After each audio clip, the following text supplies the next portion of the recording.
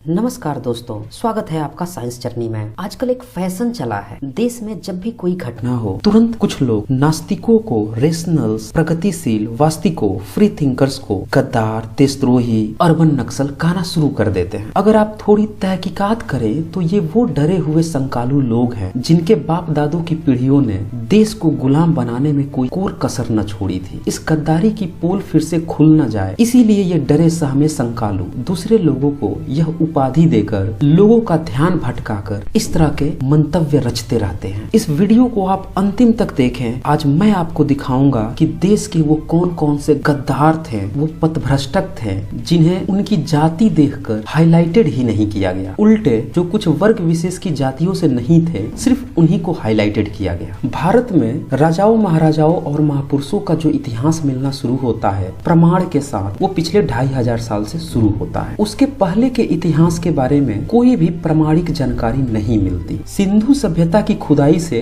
बहुत सारे प्रमाण मिले, लेकिन अभी तक उसकी लिपि नहीं पढ़ी जा सकी है। इस कारण से बहुत कुछ स्पष्ट नहीं होता। और जहाँ से उत्खनन विभाग में शिलालेख और प्रमाण मिलते हैं, उनसे पता चलता है कि भारत में कई सारे महान राजवंशों का शासन रहा है, जिसमें हर्यक वंश, मौर्य वंश जिसमें सम्राट अशोक हुए, फिर कनिष्क, फिर गुप्त वंश, हर्षवर्धन काल और फिर पाल वंश। ये वंश क्रमशः 10वीं 11वीं सदी तक भारत में अस्तित्व में रहे। यही वो काल था जिनमें तरह तरह बौद्धिस्ट विश्वविद्यालय खोले गए। ज्ञान मार्ग के लिए देश विदेश के लोग यहाँ पढ़ने आते थे और इसी काल को भारत का स्वर्णिम युग कहा गया। कुछ लोग सोने की चिड़िया भी कह देते थे, लेकिन यह आज के 21वीं सदी तक टिका नहीं रहा। यह बिखर गया और बिखरने के पीछे भारत के ही कई पथभ्रष्टक, गद्दार या देशद्रोही आप कह सकते हैं, ये लोग जिम्मेवार रहे। इनमें से एक नाम 8वीं सदी के शंकराचार्य का भी है। इन महोदय ने एक ऐसा फेक न्यूज फैलाया और उसका फॉलो करते हुए भारतीय पथभ्रष्टक भी हुए। इन महोदय ने कहा जगत मिथ्या ब्रह्म सत्यम, यानी कि ये जो जगत है वो मिथ्या है और ब्रह्म यानी कि इनका जो ईश्वर है वही सत्य है। और इनने आगे ये भी कहा कि आप जगे हुए हैं, कोई जरूरी नहीं कि यही सत्य है, हो सकता है कि जो आप सपने में सोते हैं वो सत्य हो। इस तरह की फर्जी और बेतुकी कंसेप्ट देकर इनने लोगों को गुमराह तो किया ही किया, बल्कि सामाजिक समरसता को भी तोड़ने का काम किया। फिर इनके शूद्रों के प्रति नफरत, जो कि आप वीडियो 50 और 53 में देख सकते हैं, पूरे डिटेल के साथ मैंने दिखाया है। इन नफरतों के कारण भारतीय आपस में ही लड़ बैठे, कमजोर होने लगे और जो यहाँ के पुराने दर्शन थे जैसे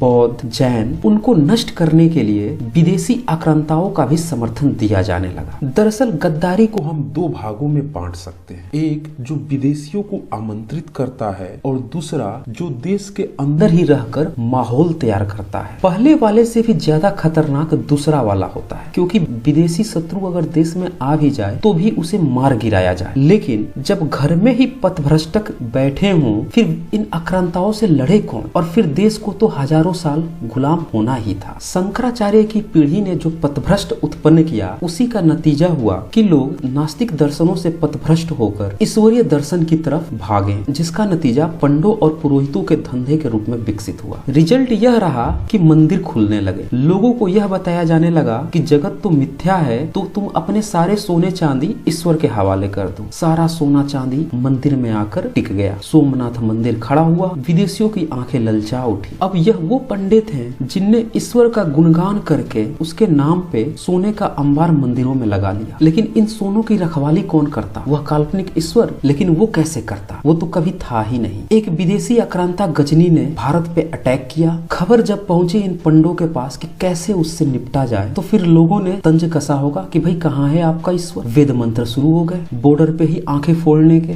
श्राप देकर वहीं पे भस्म कर देने के। लेकिन इन खोखली दर्शनों, खोखली बातों का पर्दाफाश तब हो गया जब गजनी सकुशल उस मंदिर के पास पहुंचा, सारे पंडे पुरोहितों के गर्दन काटे और मंदिर का सोमनाथ को तोड़ ताड़ कर गधे खचड़ों पर लाद कर ले गया। किसी ने सत्य कहा है कि अगर आप इतिहास से सबक नहीं सीखते हैं तो आपका वजूद मिट जाएगा। पंडों ने इससे बिल्कुल भी सबक नहीं सीखा। इसी काल के अंतर्गत में पृथ्वीराज चौहान से लड़ने मोहम्मद गोरी पहुंचा। कहा जाता है कि जयचंद ने गोरी की सहायता की कि तुम पृथ्वीराज को मार दो। गौरी ने पृथ्वीराज को तो मारा ही मारा, हत्या लूट कांड तो की ही की, साथ में जयचंद को भी मारा। इस घटना से भी पंडों ने सबक नहीं सीखा। अब भी उनने इन तुर्कों को, विदेशी आक्रांताओं को भारत में भरपूर घुसने दिया। चूंकि पंडित पुरोहितों के सबसे बड़े दुश्मन उस समय के जो पुराने नास्तिक दर्शन थे, बौद्ध, जैन, ये थे, तो इनने इन विदेशी आक्रांताओं का इस्तेमाल उन्हें नष्ट करने में भी किया। अगर सबक सीख गए होते तो भारत हजारों सालों की गलतियों से बच जाता, लेकिन ये गलती सीखने वाले कहाँ थे? ये तो वो गद्दार थे जिनकी जाति देख के आज लोग इन्हें गद्दार बताने से भी हिचकते हैं। बख्तियार खिलजी जो अफगान का था, जो कि तुर्कियों का गुलाम था, वह अफगान होते हुए खैबर दर्रे पार करते हुए भारत पहुंचा, दिल्ली पहुंचा और दिल्ली से सीधे नालंदा पहुंचा और वहां पे जाकर उसने नालंदा विश्वविद्यालय को जला दिया। जरा सोचिए, इस बीच में उसका किसी ने भी प्रतिरोध नहीं किया। यहाँ तक कि उस नालंदा का शासन क्षेत्र ब्राह्मण राजवंश सेन वंश के अंतर्गत में था। वो भी टुकुर टुकुर देखता रहा कि जला लो तुम। ये कौन सी गद्दारी थी भारत के साथ? इस बात को कोई भी चैनल वाला नहीं बताता, कोई भी इतिहासकार जल्दी नहीं उकेरता। सिर्फ कुछ ही ऐसे इतिहासकार हैं जो इन बातों को उकेरते हैं। इस पर मैं एक अलग से भी वीडियो बनाऊंगा। और इस तरह से बौद्धों का जो सबसे बड़ा ज्ञान का केंद्र था, जिस कारण से बौद्ध पूरी दुनिया में फैले थे, उनको तहस नहस कर दिया गया। आज हमें बताया जाता है कि बख्तियार खिलजी ने नालंदा को जला दिया। आज हमें बताया जाता है कि गौरी ने पृथ्वीराज को मार दिया, लेकिन जयचंद का नाम आता है। जयचंद ब्राह्मण नहीं था, इसीलिए उसका नाम हाईलाइटेड हो गया। लेकिन जब बख्तियार खिलजी ने नालंदा को जलाया तो उसमें कौन गद्दार थे उनको नहीं बताया जाता, छुपा लिया जाता है जाति देखकर। आप खुद ही निर्णय करें कि ब्राह्मण सेन वंश ने क्यों उस समय फाइट नहीं की। बाकी अफगान से लेकर नालंदा के बीच में जितने भी राजवंश थे, इनने क्यों नहीं फाइट की, जबकि देश का एक प्रमुख विश्वविद्यालय जलाया जा रहा था। कहा जाता है कि वो 6 महीने तक जला था, उसकी दुर्लभ पांडुलिपियां जल गई थी। ये एक बहुत बड़ा प्रश्न मार्क है। आप यहाँ से अनुमान लगा सकते हैं कि गद्दार कौन थे और क्यों उन्हें छुपा लिया गया, क्यों नहीं बताया जाता है उन्हें। इन ईश्वरीय दर्शनों के कारण जो भारत के लोग पथभ्रष्टक हुए,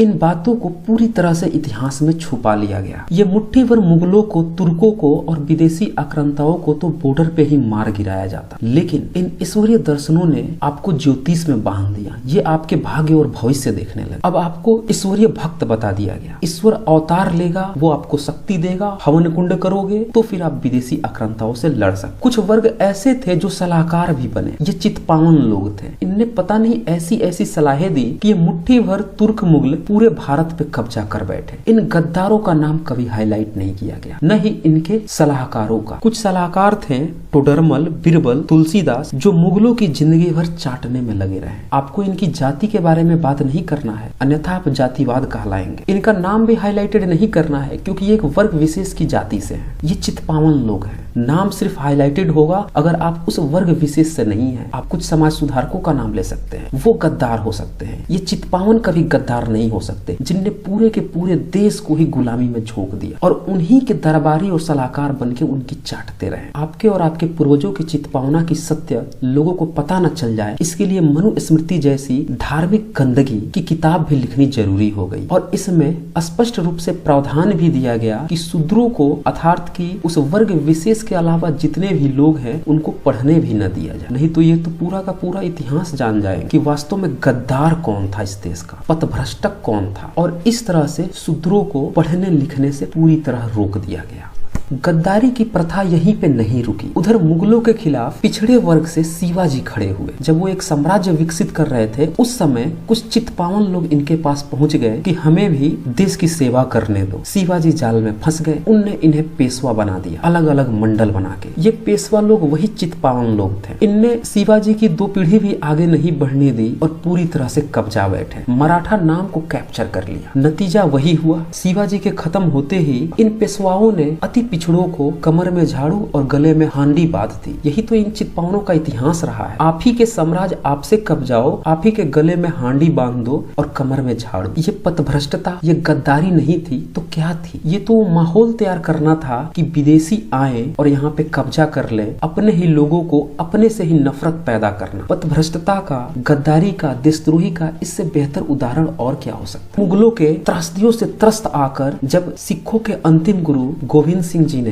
बड़े पैमाने पर इनसे लोहा लेना शुरू किया, उस समय इनके 2 छोटे शहजादों को, माता गुजरी जी को भी एक चितपावन गंगू ने वजीर खान से पकड़वा दिया। उन 2 छोटे शहजादों को भी रिहाई न हो जाए, उनको सजा मिल जाए, इसके लिए भी एक चितपावन सुच्चानंद ने दीवार में चुनवाने का षड्यंत्र कर दा। ये वो चितपावन थे। क्या आपने नाम सुने हैं इन दोनों का, सुच्चानंद और गंगू? ये दोनों एक वर्ग विशेष थे, इनको कभी हाईलाइटेड नहीं किया जाएगा क्योंकि ये तो चितपावन है। गद्दार होने के लिए आपको अलग जाति में जन्म लेना पड़े। इस वर्ग विशेष के लोग गद्दारी करके भी चितपावन होंगे, यही तो इनकी संस्कृति है। फिर अंग्रेज आए, क्रांति होने लगी। 1857 की क्रांति हुई। आपको जानकर आश्चर्य होगा, क्रांति को फेल भी कराया एक चितपावन मंगल पांडे ने। क्रांति का दिन तय हुआ था 31 मई 1857 और इस चितपावन महोदय ने 1857 को ही छावनी में फायरिंग शुरू कर दी। इससे अंग्रेजों ने इस छोटे से विद्रोह को पकड़ा, दबाया, कुचला भी और साथ में उन्हें यह भी पता चल गया कि 31 मई को ये बड़े पैमाने पर